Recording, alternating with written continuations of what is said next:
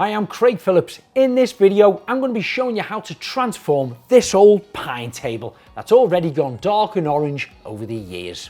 Many types of wood have dark and orange tones due to the natural knots and oils they contain. These tones can be enhanced by stains or surface treatments like oils and varnishes, which often deepen and darken with age, just like this table. Now, by removing the top coat of varnish, which will take it back to a lighter wood, however, when you reseal the surface to make it durable, sometimes the orange and dark tones will return. So the tips I'm about to show you will knock out the orange tones and keep the wood lighter, at the same time giving you a nice durable finish. But first off, I'm going to start by cleaning all the surfaces with Frenchic's sugar soap. Apply about 10% of your concentrated sugar soap into a bowl of warm, clean water. Mix this up, and then you can start to scrub the surface using a sponge scouring pad and a firm scrubbing brush.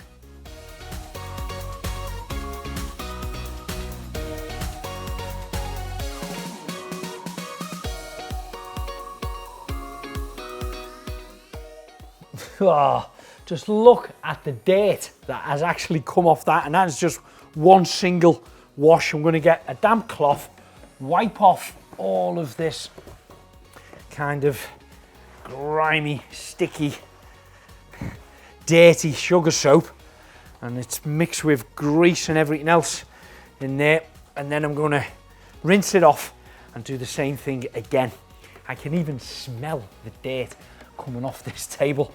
It just goes to show how important it is to use sugar soap scrubbing items before you paint. It's still the second time I'm scrubbing this now. I'm still lifting grease, you know, or fat off the actual top that's just gathered into the groove there. In fact, I'm going to use a wire wool brush for this. Wow, yeah, there you go. Look at that, bringing it out. You can actually see you've got a groove in there now. I'm going to heavily sand this, so that'll bring that nice and smooth again, but look at that. We've had many comments on social medias asking us, do we sand an item first or do we scrub it with sugar soap before we sand it? Well, I think this demonstration shows and proves you need to scrub it first and get off all of that grease and grime off the surface, because if you don't, when you start sanding that, the grit that's on the sandpaper is going to score into the surface of the actual top itself, all the edges like this, and it's going to mix up that grease and kind of push it further into the timber itself. So always scrub it well first with your sugar soap, at least a couple of times like what I've done here, and then dry it off, and then it's ready to sand.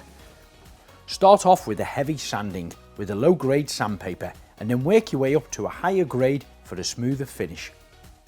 Once your sanding is complete, use a vacuum to clean any dust and debris, and always remember to wear a dust mask. I have turned the table back over and I've dried this off the best I can. I've even used a hairdryer along the edges where it was a little bit wetter. Now it's time to sand it. So I've got myself an electric sander.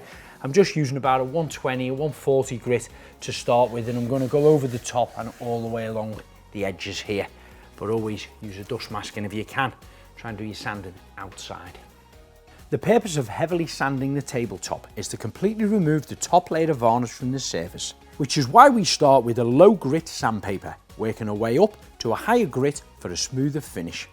Then around the edges can be finished by hand with the sanding pad.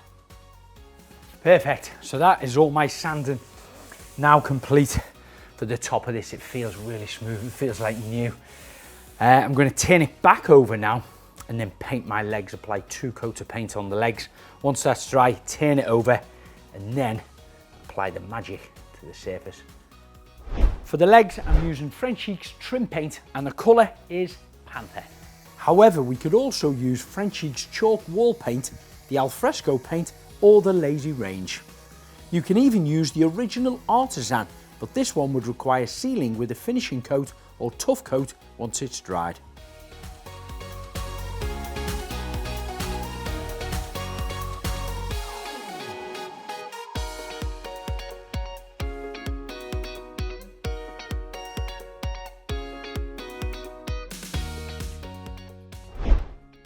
following morning I applied a second coat of trim paint, left this to dry for 4 hours, and then I applied a third coat. This gave me the perfect finish. So that's my third and final coat on this. I'm just feathering over it. You leave about 4 hours drying time between each coat, in normal conditions of course. But I'm going to spin this over now and make a start on whitening the top. Now, to create the transformation of this top and give it that kind of whitewash look, what we need to do is mix up some whitey white, about 5 or 10% that's from the Lazy range, with our finishing coat. So I've got a small tub here, a little bit of a shake up. I'm going to probably fill up about, that's about 5 or 10 millimeters deep on there. And then you might paint a little shake.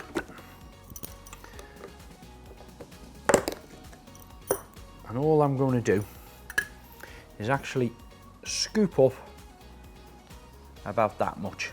There's a relatively rough guess for me of about 5–10% there, should be fine. I'm going to place that in, mix it up.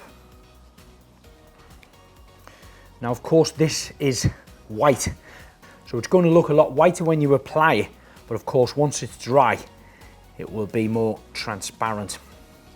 Now I'm not going to apply it with that brush that I mixed it up with, because it may have a little bit more white on it than a cleaner brush would do. But here we go. And dip that in and start to paint it across the surface. Now it doesn't need to be on here for long. I'd always recommend brushing with the grain. The grain of my table's going this way. There we go, and it's going to start to penetrate into that bare wood, because remember, we've sanded this down.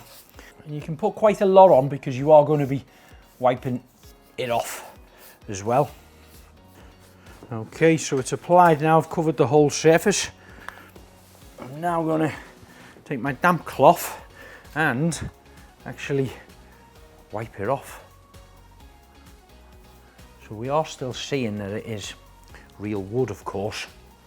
However, this whitening on the surface of it will keep it lighter and stop it going back to that horrible orange colour that we don't like.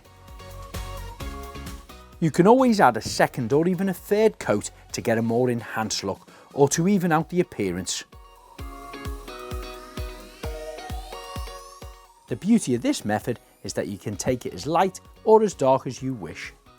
Now that this is completely dry, it's still not quite the whiteness that I wanted, so I'm going to give it a gentle sand down with the most lightest of sandpaper, going with the grain just across the surface like this.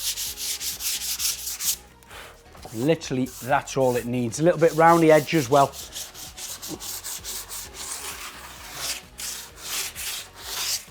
And then I'm going to apply another layer.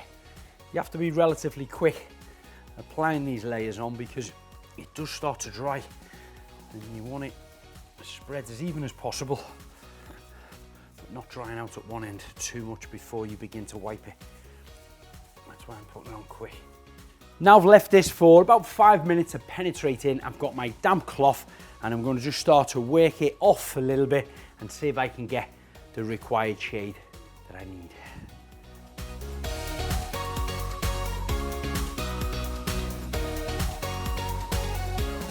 Now I've left this overnight to dry, and I think the shade of this white on here now is perfect. It's just what I need, but remember, it's your choice. You can go as light or as dark as you wish. But what I do recommend, once you've got your final shade, is to cover it with some Frenchic's finishing coat, which will give it a tougher and more durable surface.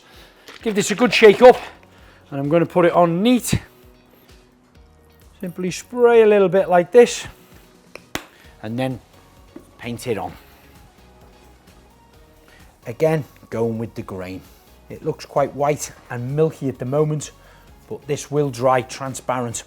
So once it's dry, you will see the colour that you've decided on below. Now I've covered the whole area. I'm just feathering it nice and lightly, not putting any more on, not putting any less on, just making sure that I'm getting that finishing coat perfectly even and any brush marks from the brush are going with the grain, and then it will dry nice and flat. Some people find it easier to achieve a smooth finish by applying finishing coat with a sponge. That's one layer of finishing coat now applied. You can leave this to dry and add a second or a third layer if you really want it durable or if you're using it outside. If not, you can just leave it like that.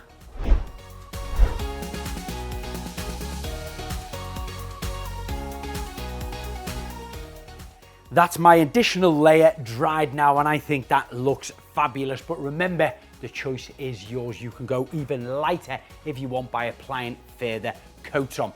If you're looking for more how-to videos, follow us on all social media handles. But if you just want to know more about the products I've been using, check out the website, FrenchicPaint.co.uk.